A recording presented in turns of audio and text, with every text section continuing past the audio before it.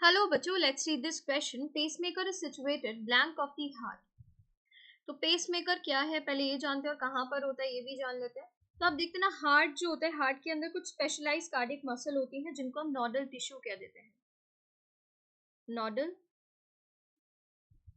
Tissue, ठीक है। ये नोडल टिश्यू हार्ट में डिस्ट्रीब्यूटेड होते हैं। एक पैच ऑफ टिश्यू आपको कहाँ मिल रहा है? Right upper corner of the right atrium, ये मिल रहा है।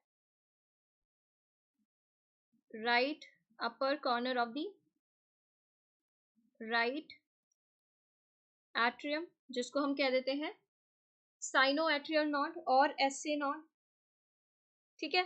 फिर इसके बाद दूसरा मास ऑफ टिश्यू आपको कहाँ नजर आ रहा है? Lower left corner of the right atrium close to the atrioventricular septum, यहाँ पर, जिसको हम एट्रियोवेंट्रिकुलर नोड कह देते हैं या फिर कह देते हैं एबी नोड, ठीक है।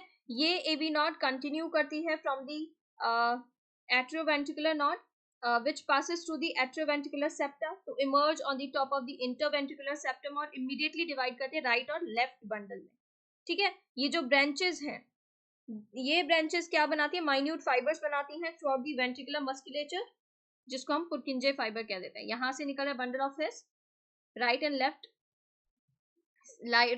डिवाइड कर रहे हैं, आगे की तरफ जाके फाइबर्स बना रहे हैं जिनको पुरकिंजे फाइबर कह रहे हैं, ठीक है। तो यहाँ पर ये जो आप देख रहे हैं नोडल सिस्टम है, डिफरेंट डिफरेंट नोड्स। अब जो आपका एसए नोड होता है ना, उसको पेस मेकर कहा जाता है। Pace maker. आपके एवी नोड को पेस सेटर कहा जाता है। एसए नोड जो होता है ना, ये जनरेट कर सकता है maximum number of action potential, maximum number of action